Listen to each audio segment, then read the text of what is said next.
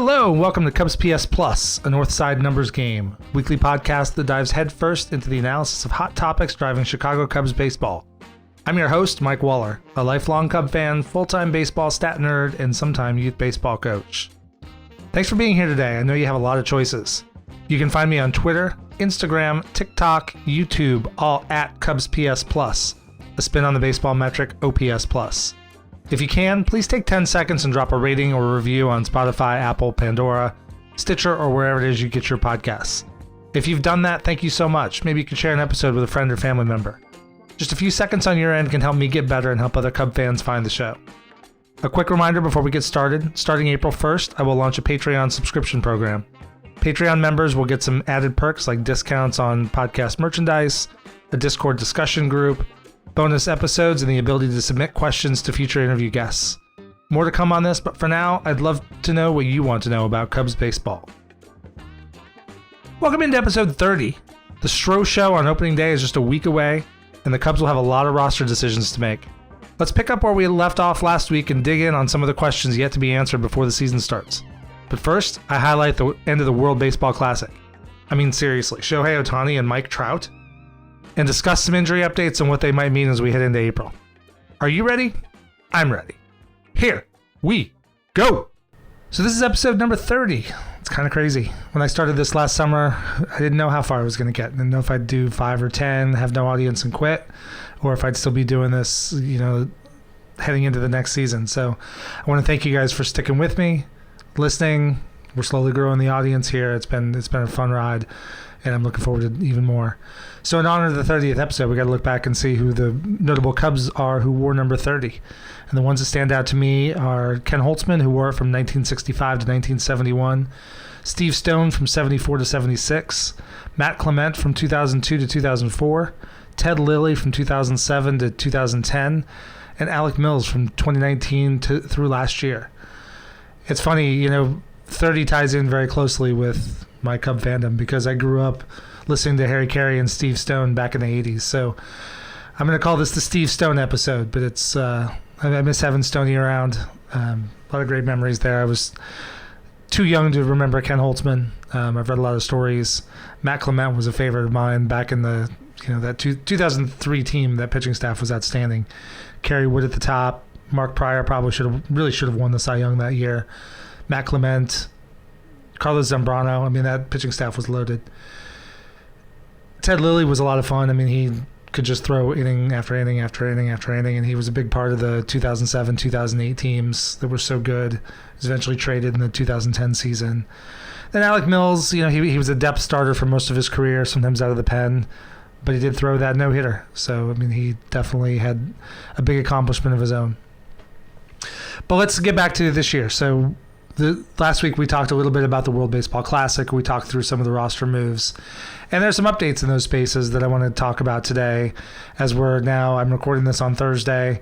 We're exactly a week away from opening day. So a week from today, I'm going to be sitting in Wrigley Field. Hopefully the sun will be shining and it won't be too cold. Hopefully there's at least get the game in. But there's a lot that has to happen between now and then. So a lot of roster moves are going to happen. There were a bunch that happened today that we'll talk about. But first I want to talk about the World Baseball Classic. So we talked about it last week, and the World Baseball Classic was so much fun. I think back to the interview a few weeks ago with Infield Fly Girl, and the way she talked about international baseball, that's exactly what we saw. The international crowds were electric. The site down in Miami when you had Venezuela and Puerto Rico and the Dominican Republic, all those teams playing against each other. I mean, those crowds were so loud, so into it, so much noise, so much fun. And then we just got some great games. I mean, we saw Mexico beat Puerto Rico after Puerto Rico beat Venezuela to make it to the quarterfinals. USA took care of business against Cuba. That wasn't such a close game. But then we had a classic between Mexico and Japan. And then just that epic finish, USA versus Japan, such a great game. The US got up early, and then Japan took the lead. And then you get to the bottom of the ninth, and I'll be honest, the only thing I wanted to see in that last game, I wanted to see good baseball, but I wanted to see Shohei Ohtani pitch to Mike Trout. And we get to the bottom of the ninth, 2 outs, 1-run game, and it's Shohei against Trout. It was electric. It was so much fun.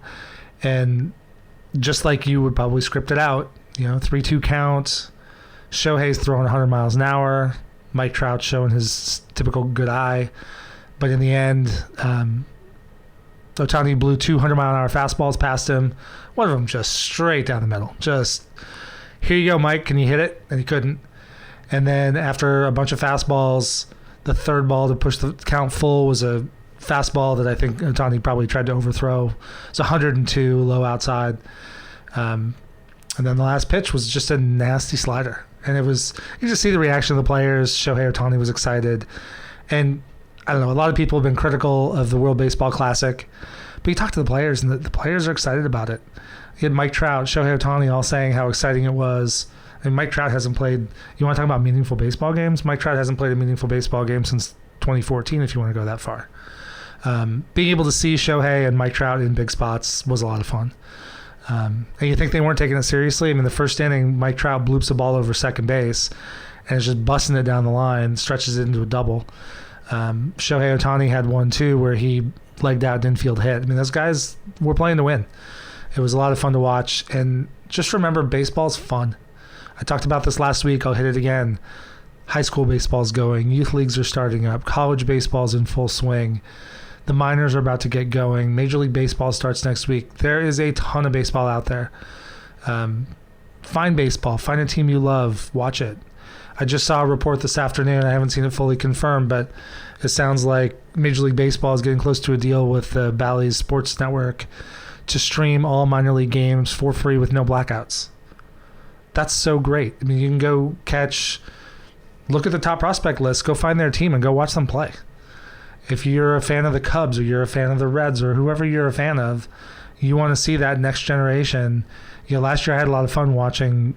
Marquee Network would show a lot of Cubs minor league games. And so you could tune in after a Cubs game and go see PCA. You could go see Kevin Alcantara. You could see Canario. You could see Caleb Killian pitch. Watch Jordan Wicks, DJ Hers. Go find baseball. Baseball is so much fun. So the World Baseball Classic was great, and I can't wait. I already can't wait for the next one. I know it's not a perfect time. We talk about the injuries, but injuries happen all the time. Rhys Hoskins went down yesterday with a non-contact knee injury. I mean, it's in spring training. Like, it wasn't even World Baseball Classic. And there were some Cubs that played some notable roles. I'll stick to the pitching on this one. I talked through some of the other players last week, but Roenis Elias pitched 9 innings for Cuba. Struggled a little bit, gave up 3 homers and 5, had an ERA of 5. But he got to pitch in some big spots. That was good. He was a guy who was looking good in Cubs spring training before the World Baseball Classic, and he's a lefty, not on the 40-man roster, still fighting for a roster spot. So that experience was, I'm sure, great for him. Marcus Stroman threw 9 innings. 3 ERA, only walked 1 guy, struck out 8, had a sub-200 batting average against. All this is small sample size, so the numbers aren't that important, but he looked good. And he looked like the Marcus Stroman we expect to see.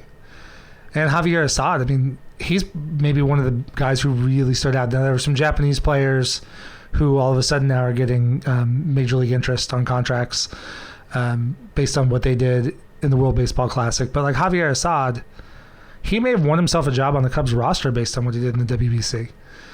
He came in relief twice, pitched 5 2/3 innings, only gave up 2 hits, walked 1, struck out 6. And he had to go through some good hitters. He faced that Puerto Rican team, and he faced Team USA. 5 2/3 innings, he gave up 2 hits, a single to Mike Trout and a single to Francisco Lindor. That's getting it done. So he was fun to watch. I was really hoping he would come into that game against Japan in the semifinal, but he didn't. So it's going to be interesting to see what these guys do. I know some of the stars are going to take a break. I heard Mike Trout is back he's just in LA. He's not going to go back to the Cactus League. They basically break camp Saturday, I think, and then they go back to LA, and I think they play the Dodgers on Sunday. Shohei Ohtani is going to pitch, I think, Friday, and that'll be his last start to get him ready for opening day. So, it's time to wind back into spring training. Some of the Cubs who have been away have been trickling back. Miles Mastroboni is back.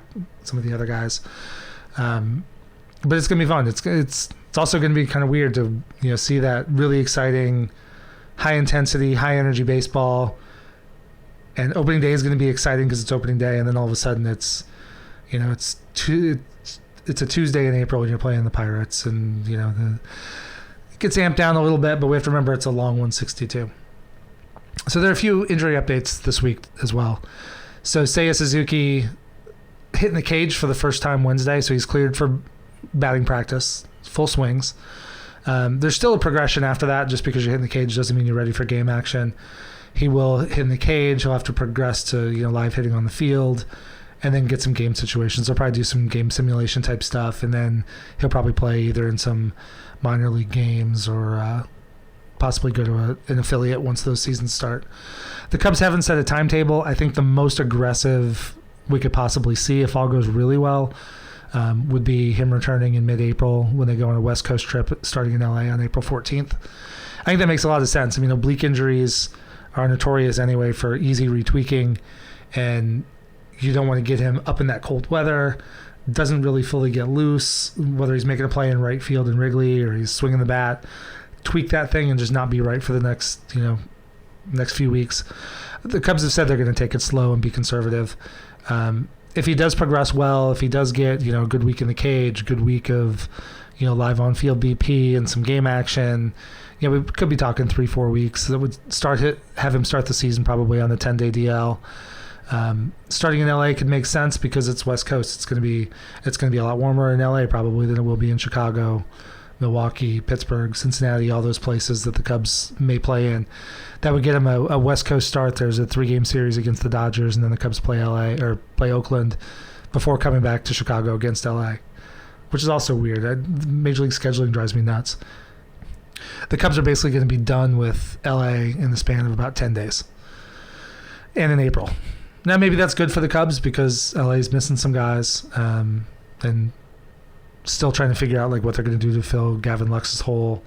Their great pitching, which is usually building up and will be great by the end of the season. May not be quite ready to start the season, but still, I'd rather kind of space these things out and not just see a team 2 times in a week and be done.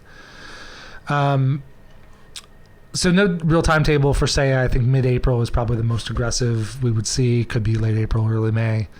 Hopefully he doesn't have any setbacks so far. Knock on wood, it's been great. He's been progressing without setbacks. That's good. One kind of surprising one is Brandon Hughes. He's somebody who I talked about last week as a lock for the bullpen, and that's pretty much where everybody had him. But he's got some left knee inflammation, and according to Sahadev Sharma of The Athletic, he's been working through it for most of camp, and he hasn't looked great. And so that plays into probably why he hasn't looked great. He hasn't pitched since March 16th. The Cubs are hoping to get him into a game this weekend, but he may wind up starting the season on the injured list, which would then open up another one of the bullpen spots. If you listen to last week's episode, I talked through my predictions and who I thought was in play for those last couple bullpen spots. Well, this would open up another one. Update on Kyle Hendricks. The Cubs say he's basically about a month behind most of the pitchers. So, as opposed to starting on opening day, he's probably looking, if he continues to progress and not have any setbacks, he might be ready to go late April, early May. I'm sure that would probably involve some minor league rehab. So probably, early mid-May is probably best case for him. Again, just like Seiya, I don't think they're going to rush anything. I think the Cubs have some good arm depth and some guys they want to see early in the season. So I think you'd rather have a good Kyle Hendricks than just rush Hendricks back and have him be less than his best. So next we'll move to Keegan Thompson. So there's no real injury report on him. His velocity's been down in the spring. He's throwing low 90s for the most part. Has not looked particularly good. Last year, especially when he was good out of the bullpen, he was electric. He was able to go, when he's only pitching 2 or 3 innings, he's able to just go hard, go full force. And he's throwing a lot of fastballs. He's living a lot of 95, 96, popping up to 97 on occasion. I saw an interesting stat from Greg Zumak at IV Futures on Twitter. He tweeted this week about how much Keegan's velocity really does matter. I mean, velo always matters, but it really matters for Keegan. And Zumak pointed out that when last year when his fastball was less than 94 miles an hour, hitters posted a 398 weighted on base average, WOBA, and had just a 12.7% K rate. But when his fastball was 94 plus, hitters had a 286 WOBA and struck out 28.2% of the time. I mean, that's a clear difference. When his fastball is up and he can work off that fastball, he's really tough. And when he's not, he's pretty hittable. Which is not that surprising. I mean, just like we talked about with Kyle Hendricks, even though he never had big velocity, you know, he had a good enough changeup, good enough location, good enough command that he could kind of, you're seeing changeup after changeup, you're seeing nibbling around, and then all of a sudden he'll throw that 88, 89 mile an hour fastball and guys are late on it. Well, you know, if now his 88 is throwing more like 85, 86, he's just lost margin for error. So that's where Keegan is. So the Cubs are working through to try to figure out what the issue is. I've not heard reports of an injury. I don't know if this is one of those sort of dead arm things where he's just kind of worked through it, but I would guess at this point, with his velocity down, if that doesn't tick back up, now it wouldn't shock me if he doesn't start the season in Chicago. He could start on the injured list. He could start in Iowa. But I think they're going to want to get that velocity figured out before he comes up on the Major League roster. And then today, Nico Horner was scratched with left bicep tendon or tightness. He did go through workouts this morning. According to Jordan Bastian, the Cubs are just being cautious with that. So hopefully that's really nothing to report on. But we'll see what develops. I saw that right before I started to record. So let's talk about some roster cuts. Today was a big cutdown day. Heading into today, the Cubs still had 51 guys in Major League camp for, you know, it's going to be a 26-man roster. So that's still a lot of cutdowns coming. And today cleared out some of the candidates. A lot of the moves so far have been batches of guys, you know, we knew wouldn't stick. Today was a little bit different. Today, Matt Mervis is officially assigned to minor league camp, so he'll start the season in Iowa. Manny Rodriguez and Cam Sanders, you know, would have been candidates for bullpen jobs. They're going to start the season in Iowa. And then, I don't know about surprisingly, I think there was a thought all along that Nelson Velasquez probably should start in Iowa. I don't think he really probably should have been in Chicago as much as he was last year. I think he would have been better served getting minor league at-bats. But the Cubs were shorthanded, had a lot of injuries, so he got the call all year. So he was optioned to the minors. And then maybe not really surprised, kind of a surprise given the spring he's had, David Bodie was assigned to minor league camp today. Bodie's had a great spring. I mean, he's you know, he's got a BABIP of 450. He's not striking out a ton. He's showing good plate discipline. He's making hard contact. He was pushing hard for a spot, but the trick is, we'll get into this in a minute, he's not on the 40-man. So for him to make the roster, somebody else has to go, and there are already some other tough decisions to be made. So when we look at the position players, especially after these cuts, the Cubs do still seem to have 4 open positions left. I walked through this last week, and I walked through why I thought it would be Mike Tauchman making the roster to play some right field until Seiya's back. Nick Madrigal, Edwin Rios, and Zach McKinstry were the ones I thought would make it, even though I was also pretty clear that I didn't think Zach McKinstry deserved it. So there's still those 4 positions left. With Bodie now out of the mix, you're looking at Tauchman, Madrigal, Rios, McKinstry, Miles Mastrobuoni, and Christopher Morel, probably the guys fighting for those last 4. Christopher Morel has been up and down this spring. He's hit the ball hard. He's done what he did last year. He's hit the ball hard at times, and he struck out way too much. So it would not surprise me still if we see Morel go down, start the season in Iowa, get some at-bats, get that confidence back up, work on that K rate. The trick is Mike Tauchman needs a roster spot. He's not on the 40. So if he's going to come up and play some outfield, with Velasquez now being optioned down, I think that makes it more likely that Tauchman makes the roster. So someone from the 40-man has to go. I would make the case that it should be Zach McKinstry. I mean, the Cubs traded for him last year, sent Chris Martin to the Dodgers, got McKinstry back. It seemed like it was a solid trade. I'm not going to say it worked out well, but it was a good idea on paper.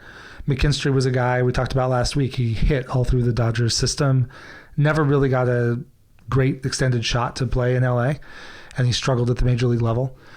Not surprising. Guys do that all the time, and you never quite know if a guy's a 4A player or if he's, just not getting a shot. And on that Dodgers team, when you're behind Trey Turner and Justin Turner and Gavin Lux and all those guys, it's hard to break through. So the Cubs took a shot, and the Cubs gave him a lot of run.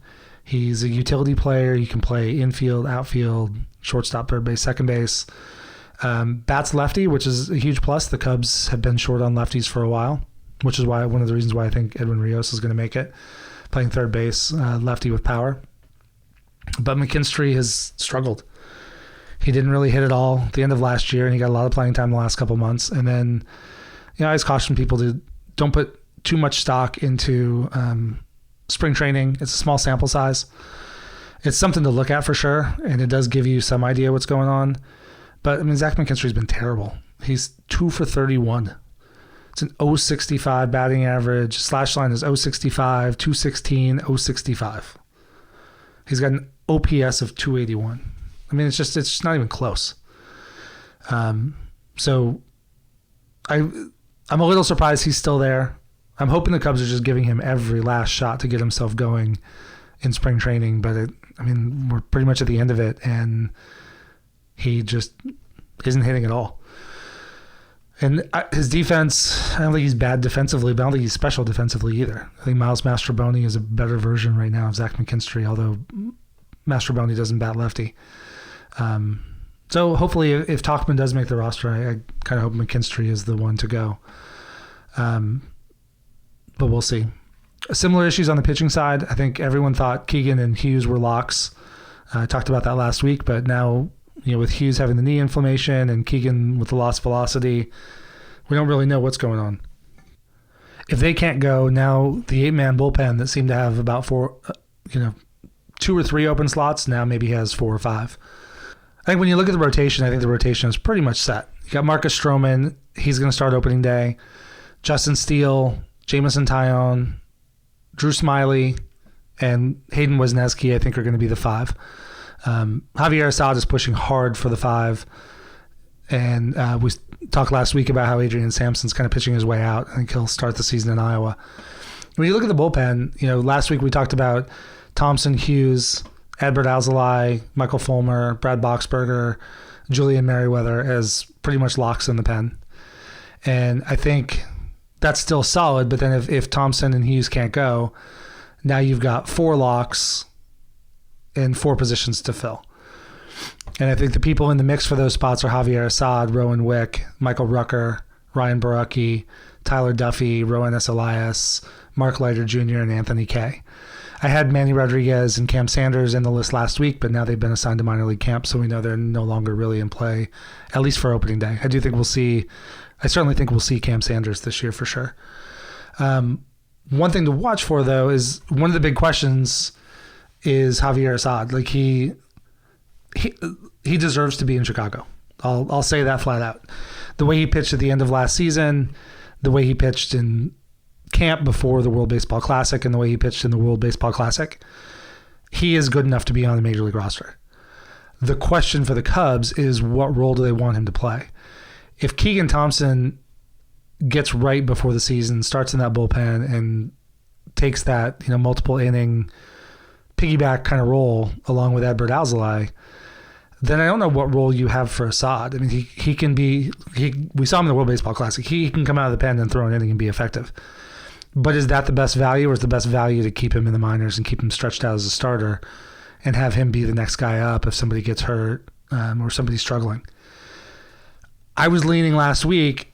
I talked about I would prefer Assad go to the minors to stay stretched out. Again, not because he doesn't deserve to be in Chicago, because he does. But now if Keegan Thompson isn't right, now all of a sudden I really like Assad for that multiple inning relief role. So he may be somebody who winds up sticking in Chicago. Even if you have questions about Thompson, that's probably all the more reason to have Assad up in that bullpen.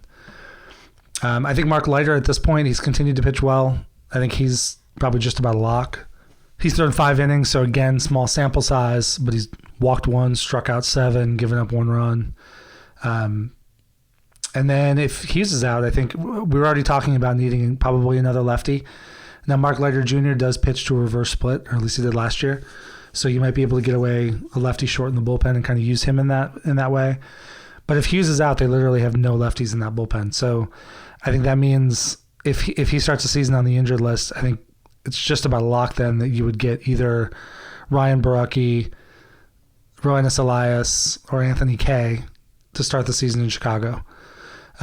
Big question, though, is that those three lefties and Mark Leiter Jr. are not on the 40-man. So that means the moves would have to be made to get those guys on the 40-man. Now, maybe if Hendricks is a month plus, maybe you give him some extra time and start him on the 60-day IL. That would free up one spot. But again, I think we're also still talking about Mike Tauchman, too. So if we're adding Tauchman, Leiter, and a lefty, that's 3 roster spots that have to be cleared.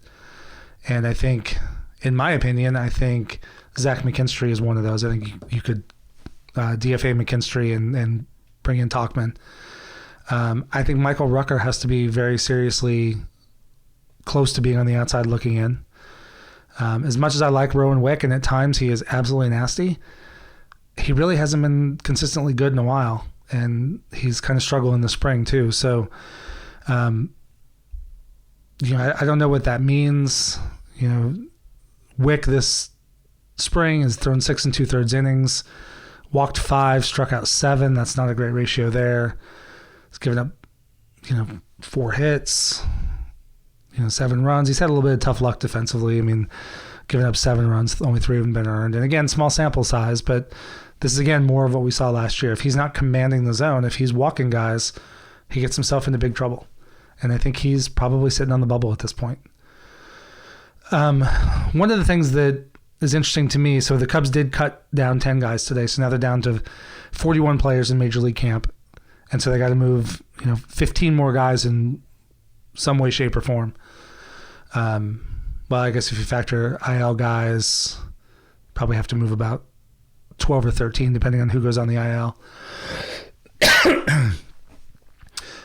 That's pretty high at this point. We're a week out, and I don't really know how seriously some of those 12 are for roster spots, but it does make me wonder if the Cubs are working on some trades. I mean, between McKinstry and Mastroboni and Madrigal, you kind of have 3 guys that do some of the same things. In the bullpen, you got a bunch of arms.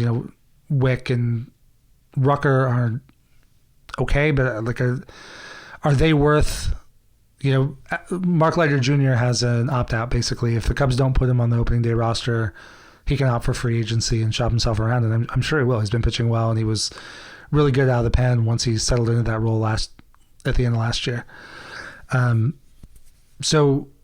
Is someone like Michael Rucker worth losing Mark Leiter Jr. or not bringing in one of those lefties like Barucki or Elias or Kay?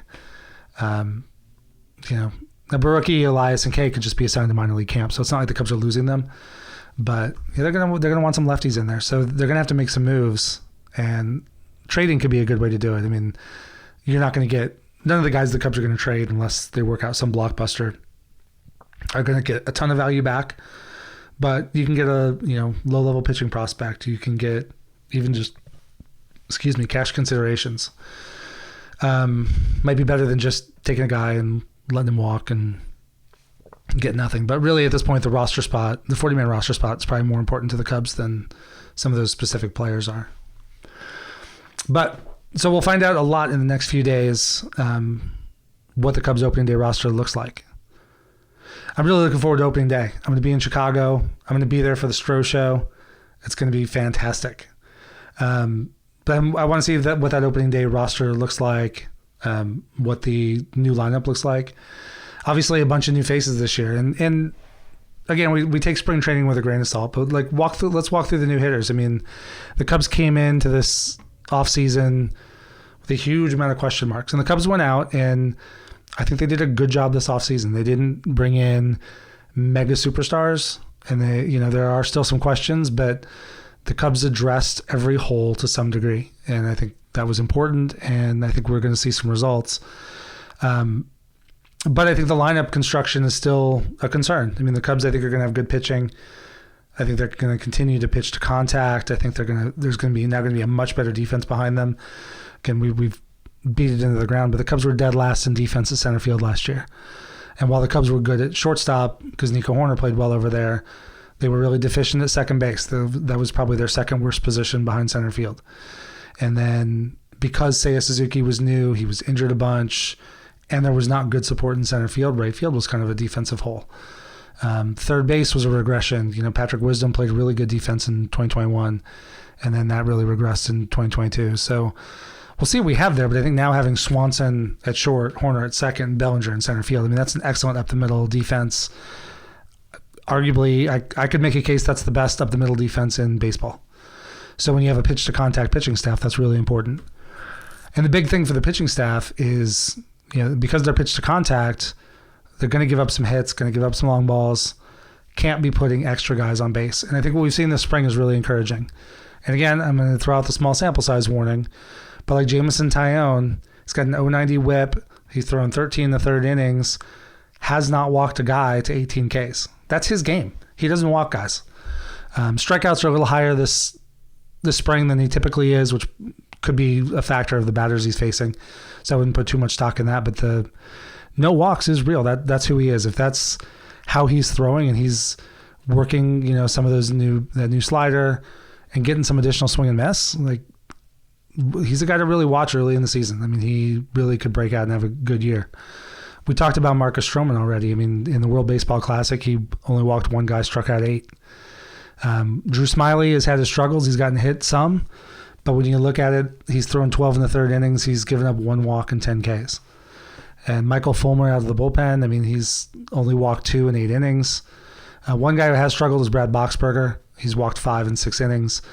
But he's gotten around it. He hasn't given up any runs. So I think there's a lot to be excited about with the new guys here. But on offense, so if that pitching staff is going to keep games relatively low scoring, it's going to be up to the offense to score to, obviously, to win games. You can win games 1-0, but you can't win games with 0 runs. And Swanson's had a rough spring. That's hard to say, apparently. He's got a slash line of 065, 237, 097. He's basically Zach McKinstry, except one of his hits was a double. Not much power, but he's also a guy who notoriously starts slow. He has a career 79 WRC plus in April. He's also adjusting to new teammates, and you see it all the time. We see it over and over again with guys across the league, but you get that big contract. You come in, you want to be successful, you want to impress people. You probably press a little hard early in the season. So don't expect Swanson to hit a ton in April, but as long as he's playing good defense, I think his bat will come around when the weather warms up. Bellinger kind of he looks like a better version of Bellinger than we've seen the last couple of years. I would not set expectations on MVP level Bellinger. So far in spring training, he's got 200 BABIP, so that could be an indication he's not hitting the ball that hard. He's not striking out a ton. He's on 13% K rate. It's not bad. He's got an 842 OPS. He's getting some power. He's hit a couple home runs. He's looked better at the plate. So we'll just see how that continues to progress and develop. Mancini's looked really good. You look for power in the lineup. I think Mancini's going to be one of those guys. He's put up a 943 OPS, 571 BABIP, batting average on balls in play. That's incredible. That tells me he is hitting the ball hard consistently. K rate is high, the 38%. Could be due to a number of factors. Also, small sample size. We're talking 14 games basically. So we're 2 weeks.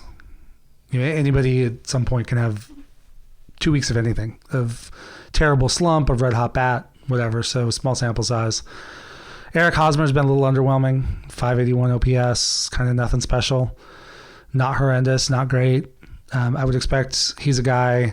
I do think he's a lock for the roster at this point, but I hope he's a guy that they keep a relatively short leash on. If he's out there, he's made some good defensive plays. So if he's out there playing good defense at first base and giving you just enough on offense, maybe that's okay.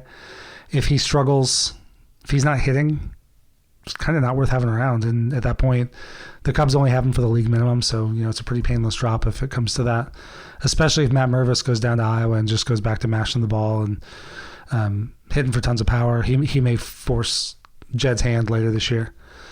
Edwin Rios coming in. He's been really good lately. He got off to a bit of a slow start. But he's kind of been boom or bust. He's got 4 home runs, leads the team, striking out a little bit too much. Surprisingly, for a guy with that many home runs, he's only got a 167 BABIP. Again, it's a very small sample size, though, so it's hard to read too much into that. But I think he's a guy, given the fact that he hits lefty, Cubs brought him in on a major league contract, albeit a cheap one.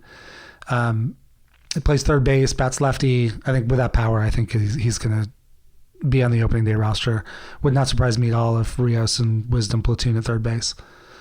Tucker Barnhart is kind of doing Tucker Barnhart things. I mean, I've seen a lot of good things about his work with the pitching staff throughout the spring. I think he's focused most of his time and effort on getting to know the pitching staff. He's not hitting a 105 batting average on balls in play. But that's kind of who Tucker Barnhart is. He's going to come in, be a defensive catcher, manage a game, not hit a ton. So I look for the Cubs probably to maybe look to Yan Gomes as the slightly more played option at catcher. But they're going to split time, and they're really there to be defensive. So it's going to be interesting. But a week to go, still a ton of action. Watch for those moves. See who the Cubs carry to the opening day roster. See who they assign to the minors. See who they maybe DFA.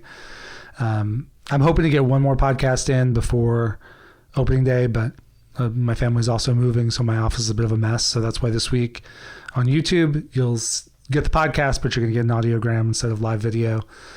It's just not quite conducive to filming here. But thanks for sticking with me, and it's been a great 30 episodes, and I look forward to 30 more. Thank you for listening today. If you liked what you heard, or maybe especially if you didn't, please drop a rating and a review wherever it is you get your podcasts, or tell a friend about the show. Just a few seconds from you gives me great feedback and helps other Cub fans find the show. You can find me on Twitter, Instagram, TikTok, and YouTube, all at CubsPS Plus. This is Mike Waller, host of the CubsPS Plus podcast. Every day with Cubs baseball or talking about Cubs baseball is a great day. Go Cubs!